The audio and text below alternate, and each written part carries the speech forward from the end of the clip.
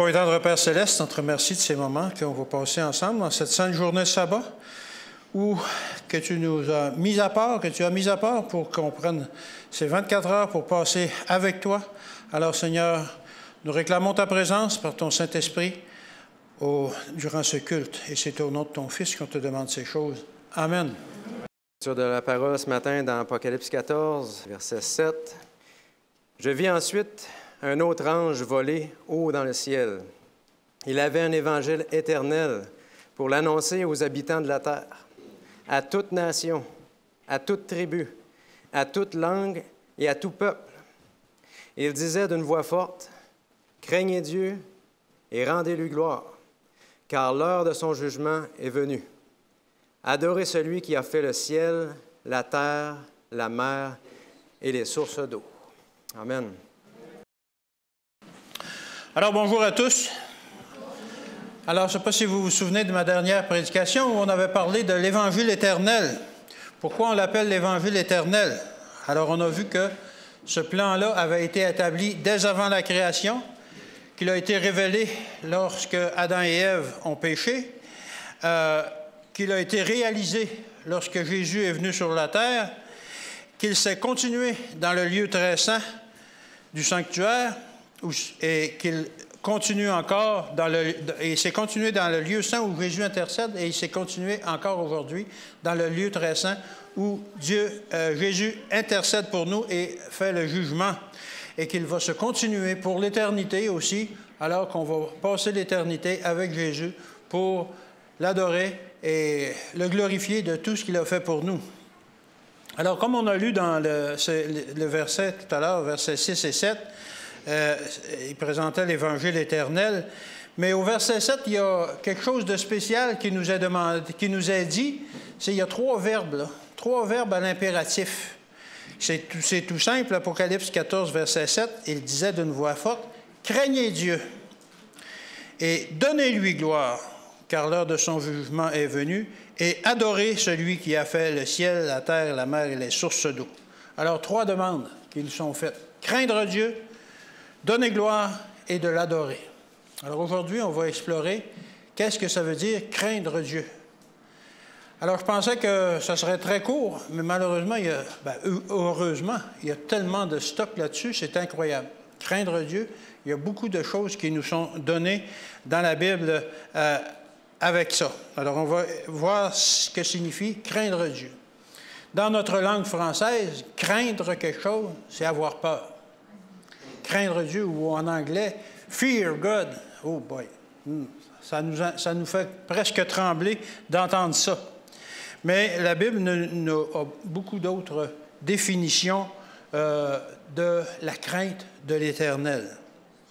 Et paradoxalement, alors qu'on pense que craindre Dieu, c'est d'avoir peur, la Bible nous dit que craindre Dieu, ça devrait nous donner de la joie. On voit ça dans Psaume 2, verset 11. Psaume 2, verset 11. Vous allez avoir à vous promener dans la Bible pas mal aujourd'hui. Vous allez exercer vos doigts. Psaume 2, verset 11. « Servez l'Éternel avec crainte et réjouissez-vous avec tremblement. » Est-ce que vous êtes déjà réjouis à force d'en trembler? On est tellement content qu'on tremble. Mais c'est ce que la Bible nous dit. Craindre Dieu, c'est se réjouir aussi de ce qu'on a, de cette crainte-là que l'on a de Dieu. Alors, craindre Dieu doit nous apporter de la joie. Pour faire une analogie, la Bible nous dit de craindre et de respecter nos pères, nos parents, mais ça ne veut pas dire qu'il faut craindre, en avoir peur. Ça veut dire qu'il faut les respecter. Dans Lévitique 19, verset 3, ça dit « Chacun de vous respectera ». C'est le même mot qui est utilisé ici, qui est utilisé pour craindre Dieu, son père et sa mère. Respectera son père et sa mère. Alors, un des sens du mot craindre, ça veut dire respecter. Et la crainte de Dieu, ça c'est un verset que vous connaissez sûrement, c'est le commencement de la sagesse. La crainte de l'Éternel est le commencement ou la fondation de la sagesse. Ce qui veut dire que si nous n'avons pas la crainte de Dieu, de l'Éternel, on n'a pas de sagesse, on n'est pas sage. Je vous invite à prendre Proverbe 9, verset 10. Proverbe 9, verset 10. Le commencement de la sagesse, c'est la crainte de l'Éternel, et la science des saints, c'est l'intelligence. Alors, la crainte de Dieu, c'est la sagesse et c'est l'intelligence. Vous pouvez très bien maîtriser très bien ce que vous aurez appris à l'école, mais ça va peut-être démontrer une certaine intelligence, mais pour démontrer de la sagesse, il faut avoir la crainte de Dieu. Si vous n'avez pas la crainte de Dieu, vous n'avez pas ni sagesse ni intelligence. C'est donc important d'avoir la crainte de l'Éternel. Mais d'où va nous venir cette crainte? D'où va nous venir la crainte de Dieu, la crainte de l'Éternel? La crainte de l'Éternel est implantée en nous, dans notre cœur, par Dieu lui-même. Par Dieu lui-même. Jérémie 32, verset 40. Jérémie 32, verset 40. Je traiterai avec eux une alliance éternelle. Je ne me détournerai plus d'eux. Je leur ferai du bien et je mettrai ma crainte dans leur cœur afin qu'ils ne s'éloignent pas de moi. Alors, la crainte de l'Éternel est mise dans notre cœur par Dieu lui-même. J'imagine qu'il faut vouloir, il faut se laisser faire, il faut accepter que Dieu lui-même mette la crainte dans notre cœur.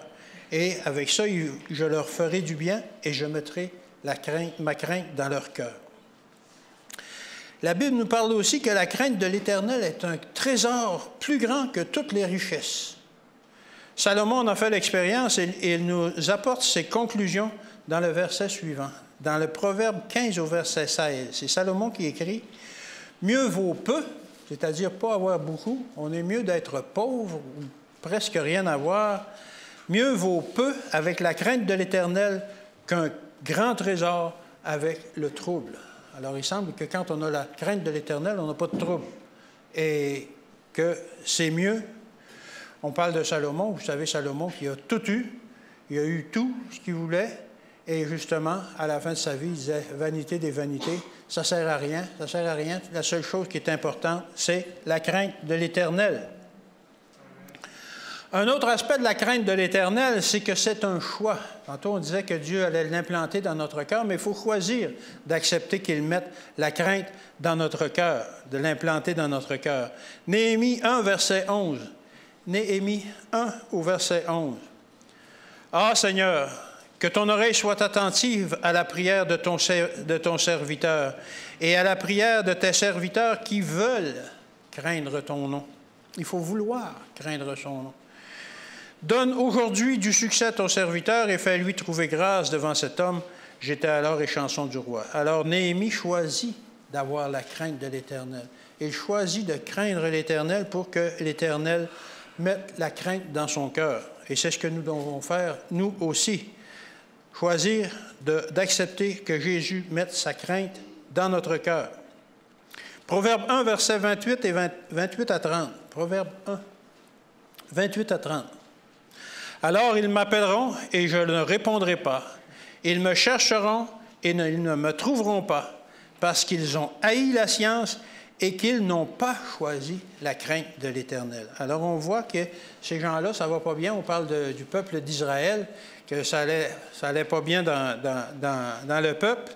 Et Dieu explique pourquoi. Il dit, « Ils m'appelleront, je ne répondrai pas. Ils vont me chercher, ils ne me trouveront pas, parce qu'ils ont haï la science et qu'ils n'ont pas choisi la crainte de l'Éternel. » Alors, c'est quelque chose qu'il faut choisir. Il faut se mettre à la disposition de Dieu pour avoir la crainte de l'Éternel. Et au verset 30, « Parce qu'ils n'ont point aimé mes conseils et qu'ils ont dédaigné toutes mes réprimandes. » Alors, il faut accepter justement que Dieu mette sa crainte dans nos cœurs.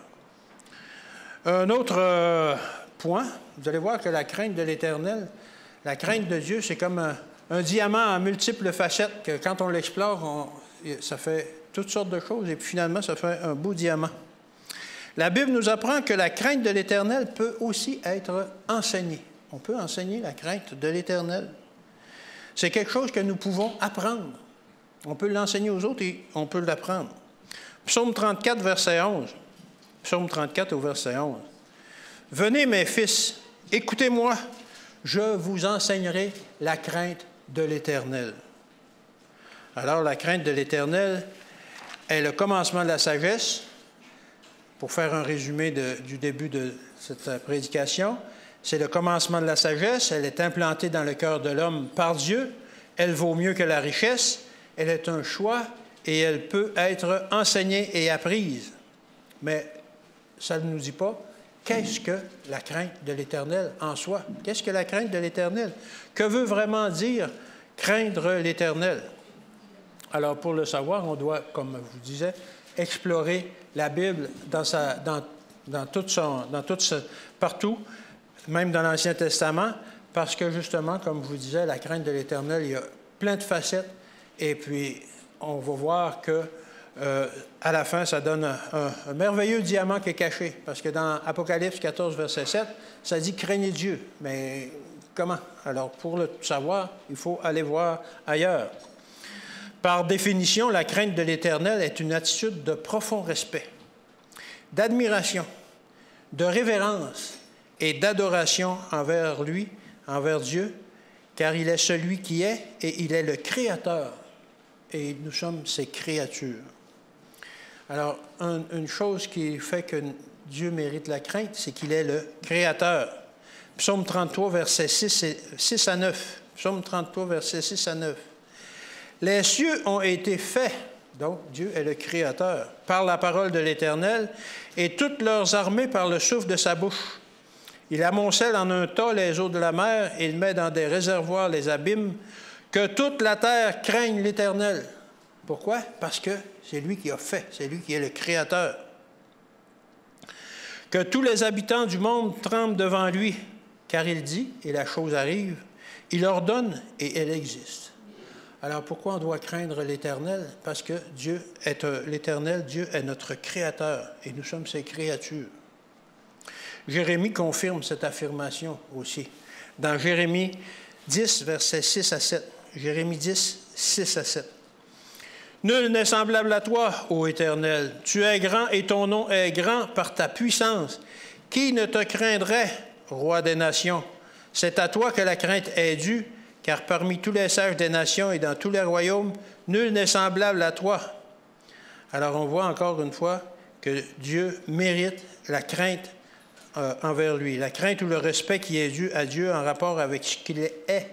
Il est le Créateur et nous sommes ses créatures. Il est le potier et nous sommes le vase. C'est lui qui a créé les cieux et la terre. Une autre chose qui fait que Dieu mérite la crainte, c'est que Dieu est transcendant. C'est lui qui est au-dessus de tout. Il est au-dessus de toute la création. C'est lui qui est le Créateur. Il est tout ce que nous ne sommes pas. Ce n'est pas un bon ami avec qui on a fait les 400 coups quand on est jeune. Dieu mérite le respect lorsqu'on s'adresse à lui. Il impose le respect et la révérence. Et on doit prendre garde quand même de ne pas trop manifester de familiarité avec lui. Il est au-delà de tout. Ça, c'est Dieu. Dieu est grand, extrêmement grand. Mais d'un autre côté, il est notre Père qui mérite notre amour. Il est au-delà de la création, mais en même temps, il est tout près de nous parce qu'on peut avoir un contact intime avec lui. Alors, Dieu est au-dessus de tout, mais en même temps, il est avec nous, en présent, on peut être en sa présence. C'est pourquoi nous devons craindre Dieu et en même temps éprouver de la joie en sa présence. Ésaïe 57 au verset 15. Ésaïe 57, 15. « Car ainsi parle le Très-Haut, dont la demeure est éternelle et dont le nom est saint. J'habite dans les lieux élevés et dans la sainteté, mais je suis avec l'homme contrit et humilié. » Alors, il est dans la sainteté, il est au-dessus de tout, mais il est avec nous. Je suis avec l'homme contrit et humilié, afin de ranimer les esprits humiliés, afin de ranimer les cœurs contrits. Alors, ce verset indique bien comment Dieu est grand, mais en même temps, comment on peut être intime avec lui, avec l'homme, lorsque l'on est contrit et humilié. La Bible nous parle aussi qu'on peut avoir une relation intime, une proximité intime avec Dieu. Deutéronome 13 au verset 4. Deutéronome 13 au verset 4. Ici, on a toutes sortes de synonymes. Alors, ça dit ceci, et Deutéronome 13, verset 4. Vous irez après lui. Vous irez après lui. vous irez après l'Éternel, votre Dieu. Vous le craindrez. Alors là, c'est tous des synonymes de craindre qu'on est en train de donner. Allez après l'Éternel, le craindrez, vous observerez ses commandements, vous obéirez à sa voix, vous le servirez et vous vous attacherez à lui. Alors, on a une bonne définition de ce qu'est la crainte de l'Éternel ici. Craindre l'Éternel, c'est donc d'aller vers lui, d'observer ses commandements, de lui obéir, de le servir et de nous attacher à lui. Alors, c'est une très bonne définition qu'on a ici de ce qu'est la crainte de l'Éternel. Ce verset nous dit que nous devons choisir de nous attacher à lui. Dans la Bible, le mot qui est utilisé ici pour le mot « unir » ou « s'attacher » possède un sens très profond. Un sens que l'on retrouve dans Genèse 2 au verset 24, où Adam devait s'unir avec Ève pour ne former qu'une seule chair. Alors, c'est ce même mot qui décrit l'attachement que l'on devrait avoir avec Dieu. Ou dans Psaume 102, verset 5, où les os sont unis avec la chair, intimement. Enlevez-moi pas mes chair après les os, ça va faire mal. Ou dans Psaume 137 au verset 6, où ça dit que la langue s'attache au palais. Alors, on doit avoir une relation intime, très près, collée avec Dieu. C'est ça qui est la crainte de l'Éternel. La crainte de l'Éternel nous amène aussi à respecter son nom. Respecter son saint nom, qui est le reflet de son caractère. Deutéronome 28, versets 58 et 59. Deutéronome 28, 58 et 59. Si tu n'observes pas et ne mets pas en pratique toutes les paroles de cette loi écrites dans ce livre, si tu ne crains pas ce nom glorieux et redoutable de l'Éternel ton Dieu, l'Éternel te frappera miraculeusement, toi et ta postérité, par les plaies grandes et de longue durée, par les maladies graves et opiniâtres. Alors, ça dit qu'il faut observer, mettre en pratique toutes les paroles de la loi. C'est encore une fois un synonyme de craindre. Si tu ne crains pas ce nom glorieux, il faut vraiment respecter ce nom glorieux et redoutable. Sinon, on risque d'avoir des malheurs. L'Éternel te frappera miraculeusement, toi et ta postérité. Alors Dieu est un Dieu tout-puissant et son nom est un nom puissant aussi. Psaume 111, verset 9. Alors on parle du nom de Dieu qui est en rapport justement avec la crainte, craindre ce nom glorieux. Psaume 111, verset 9. Il a envoyé la délivrance à son peuple, il a établi pour toujours son alliance. Son nom est saint et redoutable. Son nom est saint et redoutable. Ce n'est pas avec n'importe qui qu'on fait affaire. Comme je vous ai dit tantôt, ce n'est pas avec notre ami avec lequel on a fait les 400 coups quand on était jeune. C'est vraiment un être saint et redoutable. On a aussi le troisième commandement qui nous met en garde contre l'utilisation abusive de son nom. L'utilisation abusive du nom de Dieu, c'est très grave. Exode 20, verset 7. Exode 20, verset 7, c'est dans les commandements. « Tu ne prendras point le nom de l'Éternel, ton Dieu, en vain, car l'Éternel ne laissera point impuni celui qui prendra son nom en vain. » Alors, il faut faire attention de la manière dont on utilise le nom de Dieu, parce que son nom est saint. Il ne faut pas leur dire « Ah, mon Dieu! » Non, non, dans toute occasion ou des choses comme ça, il faut faire attention comment on utilise le nom de Dieu.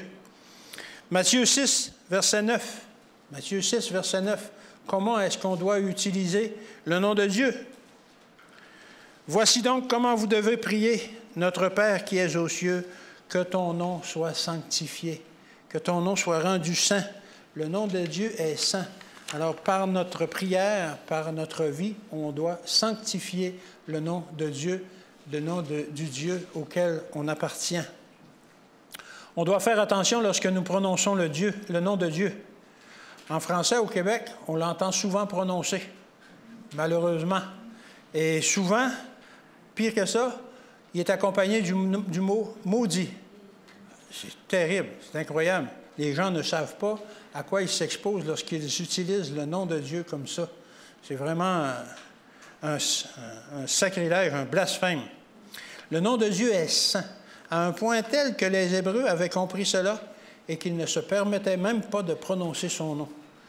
Il ne prononçait tellement pas son nom que le tétragramme YHWH, on ne sait pas vraiment comment il se prononce, parce que les Hébreux ne le prononçaient pas. Et on doit aussi faire la même chose, être aussi prudent qu'eux lorsqu'on prononce le nom de Dieu. Alors, la crainte de l'Éternel aussi, ça va affecter la façon dont on adore Dieu. On doit adorer Dieu selon la grandeur de sa sainteté. Et si nous l'adorons et le sanctifions, ça va changer. Si on l'adore et on le sanctifie avec sa grandeur et sa sainteté, ça va changer la façon dont on va vivre, dont on va l'adorer. Ça va changer la façon dont on s'habille. Ça va changer la façon dont la sorte de musique que l'on écoute. Ça va changer la façon, les chants que l'on chante ou que nous jouons. Est-ce qu'on doit applaudir ou glorifier Dieu par des Alléluia ou des Amen? Alors, ça change notre façon, justement, dont on adore Dieu lorsque l'on constate la grandeur de son nom. 1 Chronique 16, versets 29 à 30. 29 et 30. 1 Chronique 16, 29 et 30. Rendez à l'Éternel gloire pour son nom. Apportez des offrandes et venez en sa présence. Prosternez-vous devant l'Éternel avec de saints ornements. Tremblez devant lui, vous tous, habitants de la terre. Le monde est affermi et il ne chancelle point. Alors, effectivement, le nom de Dieu est grand et lorsqu'on est à sa présence, il faut faire preuve d'humilité parce qu'il mérite le respect. Comment est-ce qu'on adore Dieu aujourd'hui? Comment est-ce qu'on se comporte dans son Saint-Temple? De quelle manière le peuple d'Israël adorait-il lorsque la présence de Dieu se manifestait? Quand la présence de Dieu se manifestait, quand ils étaient dans le temple, ils se prosternaient humblement devant lui. 2 Chroniques 7, verset 3. 2 Chroniques 7, verset 3. Tous les enfants d'Israël virent descendre le feu et la gloire de l'Éternel sur la maison. Ils s'inclinèrent le visage contre terre sur le pavé, se prosternèrent et louèrent l'Éternel en disant « Car il est bon, car sa miséricorde dure à toujours. » Est-ce qu'on a la même attitude que les Hébreux lorsque l'on est dans le temple ici et qu'on est en présence de Dieu lui-même? Il y a d'autres exemples dans la Bible qui montrent la solennité de la présence de Dieu. Par exemple, on peut voir dans Ésaïe 6 au verset 5, je vais juste lire le début du verset, Ésaïe 6, verset 5, comment a réagi Isaïe lorsqu'il s'est vu en présence de Dieu? Qu'est-ce qu'il a dit? « Malheur à moi, je suis perdu, car je suis un homme dont les lèvres sont impures. J'habite au milieu d'un peuple, etc. » Alors, Isaïe a été vraiment impressionné par la grandeur de Dieu. Et lorsqu'il a compris qu'il était pécheur et qu'il ne pouvait pas survivre en présence de Dieu, qu'est-ce qui est arrivé? Dieu a envoyé un ange pour le purifier. Alors, lorsque l'on reconnaît avec humilité la grandeur de Dieu, Dieu va envoyer un ange pour nous purifier avec une pierre qu'il a prise sur l'autel. Ou Moïse, dans Exode 3, au verset 5 et 6, quand Dieu lui dit « N'approche pas d'ici, ôte tes souliers de tes pieds, car le lieu sur lequel tu te tiens est une terre sainte. » Et au verset 6, ça dit « Moïse se cacha le visage, car il craignait Dieu. » Alors, il avait tellement un grand respect pour Dieu qu'il se cachait le visage justement, à cause de la grandeur de Dieu. Alors, comment est-ce que l'on rencontre Dieu, nous, lorsqu'on vient à sa rencontre ou lorsqu'on le prie? C'est un exemple comment on peut craindre Dieu. Ou Luc 5, verset 8. Luc 5, verset 8, un autre exemple. Lorsque Pierre a rencontré Jésus, quand il vit cela, Simon-Pierre tomba à genoux devant Jésus. Alors là, il le reconnaissait vraiment comme Dieu.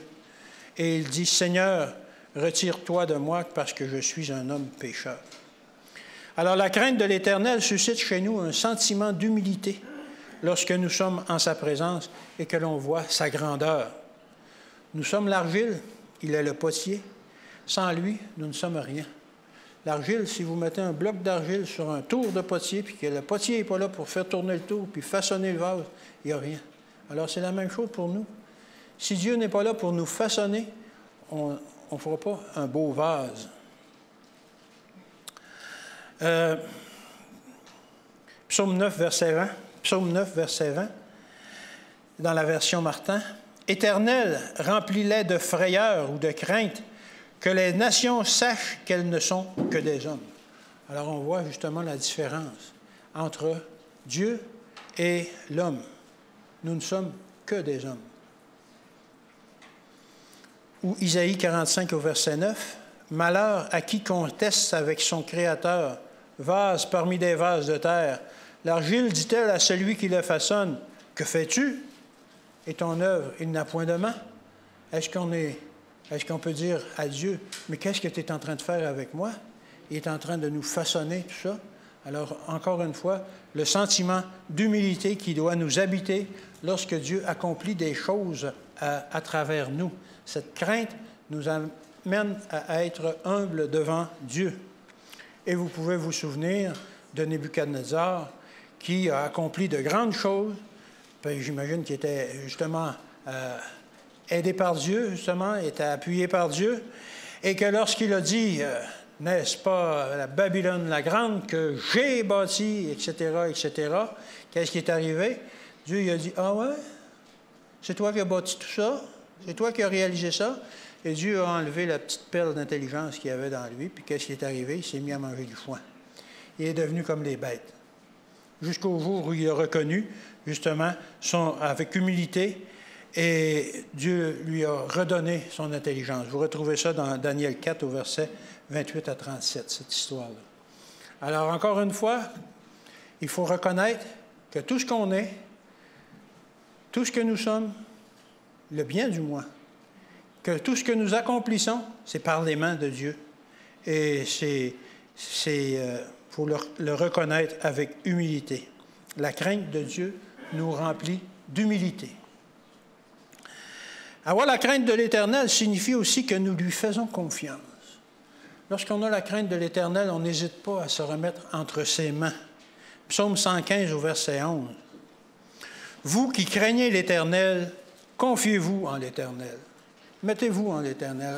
Mettez-vous dans les mains de l'Éternel.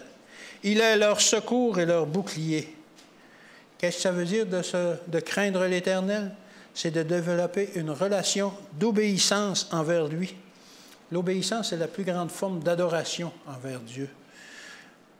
La plus grande forme d'adoration qui existe, c'est l'obéissance.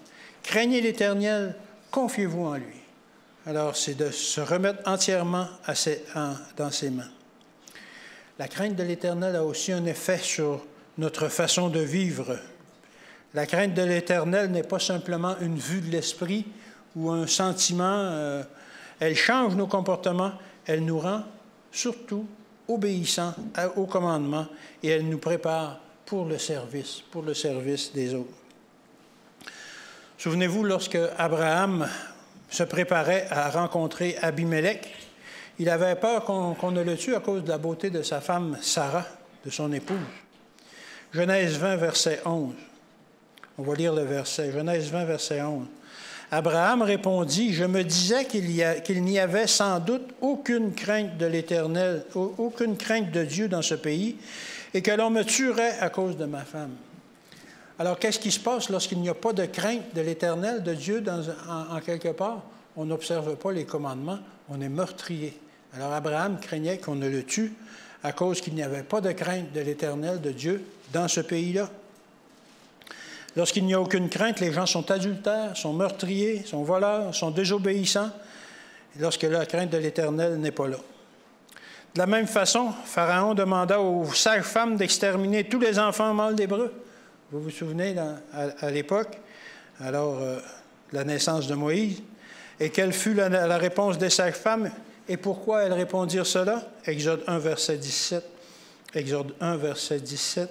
« Mais les sages-femmes craignirent Dieu et ne firent point ce que le roi d'Égypte avait demandé. Elles laissèrent vivre les enfants. » Alors, la crainte de l'Éternel nous enseigne d'obéir au commandement, même lorsque le Pharaon nous demande de faire le contraire, le gouvernement ou ceux qui sont en autorité.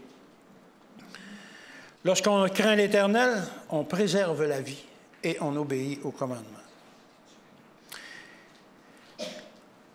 Ecclésiaste 8, versets 11 à 13. Ecclésiaste 8, versets 11 à 13. Vous avez dit que vous aviez beaucoup de versets. Mais la crainte de l'Éternel est un sujet tellement vaste, et je ne les ai pas toutes mis, parce qu'il y en avait. C'est incroyable.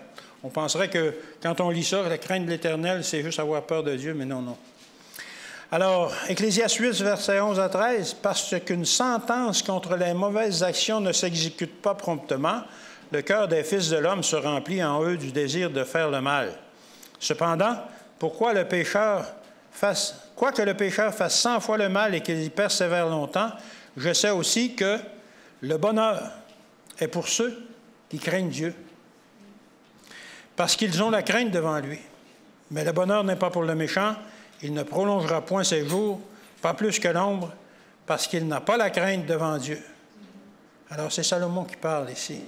Lui qui a été le plus sage au monde est devenu, à un moment de sa vie, un infidèle, tellement qu'il a pensé au suicide même, à une période de sa vie. Il a connu les deux côtés de la médaille, d'être le bon et d'être le mauvais. Et qu'est-ce qu'il dit? Le bonheur est pour ceux qui craignent Dieu. Il n'a pas dit hey, « c'est grâce à mes richesses, il y a tout ça », non. Juste le fait de craindre Dieu. Le bonheur est pour ceux qui craignent Dieu et non pour les méchants. Romains 3, versets 10 à 18. Ça nous décrit comment sont ceux qui ne craignent pas Dieu. C'est une bonne description de ceux qui ne craignent pas Dieu. Selon qu'il est écrit, « Il n'y a point de juste, pas un seul. Nul n'est intelligent, nul ne cherche Dieu. Tous sont égarés, tous sont pervertis. Il n'y en a aucun qui fasse le bien, pas même un seul. Leur gosier est un sépulcre ouvert. Ils se servent de leur langue pour tromper. Ils ont sous leurs lèvres un venin d'aspic. Leur bouche est pleine de malédiction et d'amertume. Ils ont le pied léger pour répandre le sang. La destruction et le malheur sont sur leur route. Ils ne connaissent pas le chemin de la paix. Pourquoi? Parce que la crainte de Dieu n'est pas devant leurs yeux. Alors ça, c'est notre description de ce qu'on est si on ne craint pas Dieu. C'est pas beau. Mais honnêtement, il vaut mieux craindre Dieu.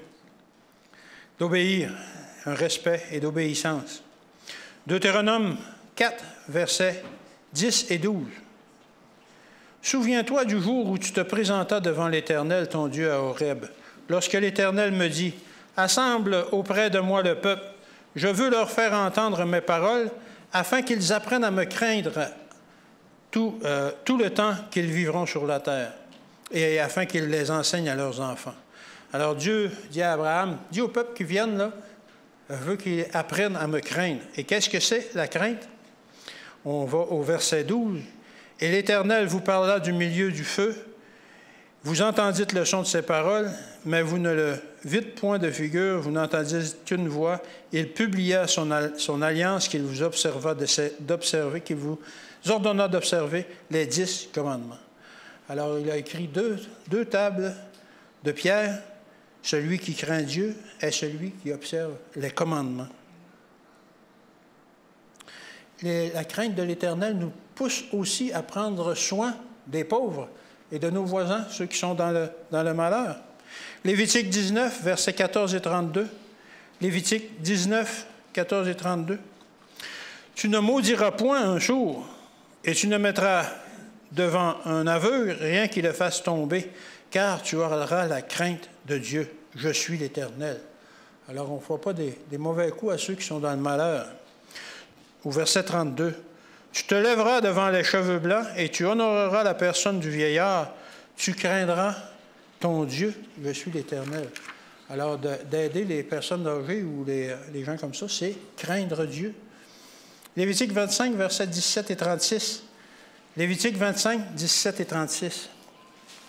Encore une fois, avec nos relations avec nos proches. « Aucun de vous ne trompera son prochain, et tu craindras ton Dieu. » Alors, il ne faut pas tromper notre voisin si on craint Dieu, car je suis l'Éternel, votre Dieu. Et au verset 36, « Tu ne tireras de lui ni intérêt, ni usure. Tu craindras ton Dieu, et ton frère vivra en toi. » Alors, usure, c'est de charger un trop gros taux d'intérêt. Il faut respecter les gens qui sont autour de nous lorsque l'on craint l'Éternel. Lévitique 25, 43. Lévitique 25 au verset 43. Tu ne domineras point sur lui avec dureté et tu craindras ton Dieu. Ne pas dominer sur son voisin, c'est craindre Dieu aussi. Craindre Dieu, c'est observer, et observer ses commandements, c'est la clé du bonheur. Deutéronome 5 au verset 29. Deutéronome 5 au verset 29. « Oh, s'ils avaient toujours ce même cœur pour me craindre et pour observer mes commandements. » La crainte de l'Éternel, c'est d'observer les commandements, et ça continue, afin qu'ils fussent heureux à jamais, eux et leurs enfants. Lorsque l'on craint l'Éternel et qu'on obéit aux commandements, on est heureux à jamais. Craindre Dieu est toujours lié intimement à l'observation des commandements. Deutéronome 8, verset 6.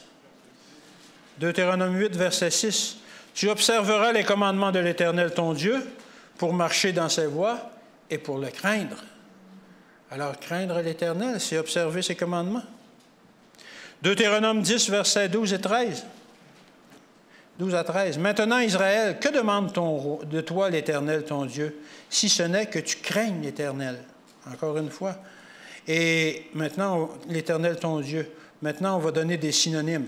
Afin de marcher dans toutes ses voies, d'aimer et de servir l'Éternel ton Dieu de tout ton cœur et de toute ton âme.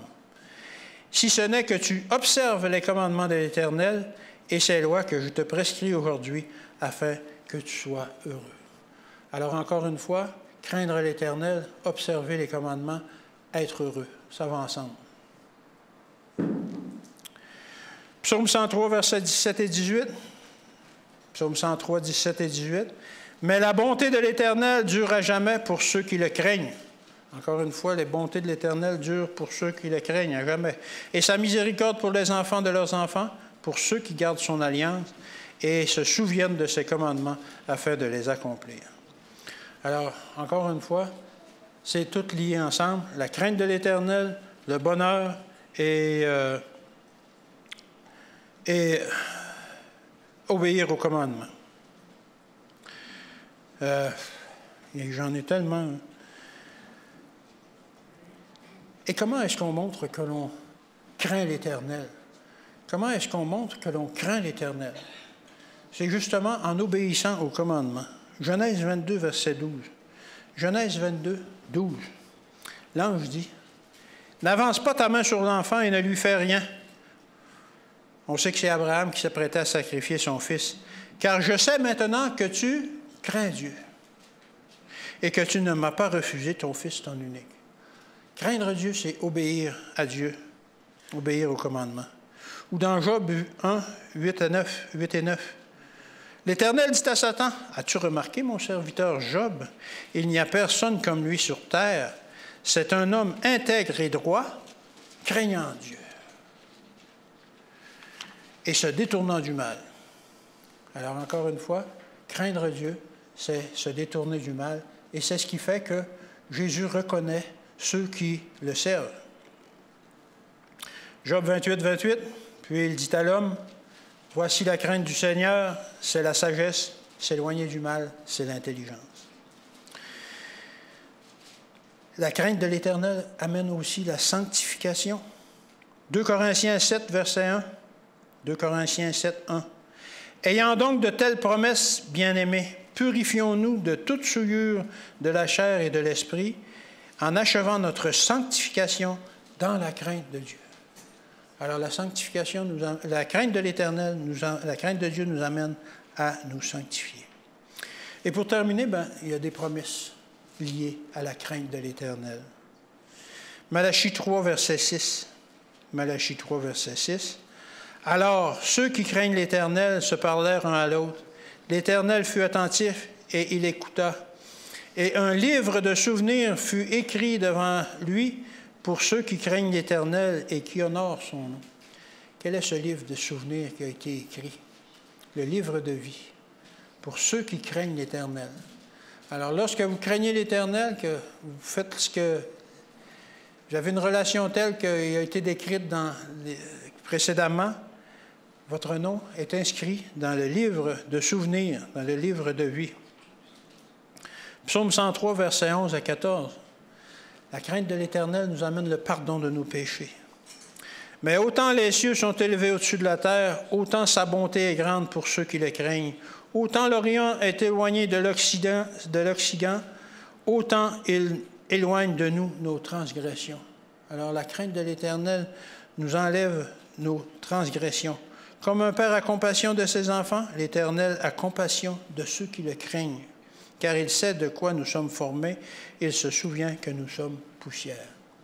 Et un dernier verset, une dernière promesse liée à la crainte de l'Éternel, Proverbe 10 au verset 27. La crainte de l'Éternel augmente les jours. Comment est-ce que la crainte de l'Éternel augmente les jours, augmente nos jours? Par la vie éternelle, justement. On peut parler d'augmenter nos jours par la médecine aujourd'hui, prendre des médicaments, tout ça, puis essayer de vivre un peu plus vieux, mais on va difficilement dépasser 100 ans. Mais Dieu nous promet une vie éternelle pour ceux qui les craignent. Alors, je pense que c'est quelque chose d'important. Il faut justement craindre l'Éternel de plus en plus. Il faut continuer à développer cette relation-là qui nous fait que nous le craignons de plus en plus. Non avoir peur de lui, mais de le respecter, de l'aimer, de lui obéir, de l'adorer, etc., etc. Et ces promesses sont pour nous. Et c'est mon souhait et ma prière que l'on craigne de plus en plus l'Éternel. Père Céleste, oui, gloire à toi seul. Gloire à ton nom. Seigneur, augmente en nous cette crainte que l'on doit avoir envers toi. Non la peur, mais une relation intime, comme tu nous promets qu'on peut avoir avec toi. Fais que l'on puisse te prier, te demander des conseils, te consulter chaque jour de notre vie, afin que tu puisses accomplir en nous de grandes choses et que l'on puisse grandir dans la crainte et grandir dans notre relation avec toi. Bénis ces gens, Seigneur, au cours de cette semaine qui va suivre. Protège-les, garde-les et sois avec eux. Et c'est au nom de ton Fils qu'on te demande ces choses. Amen.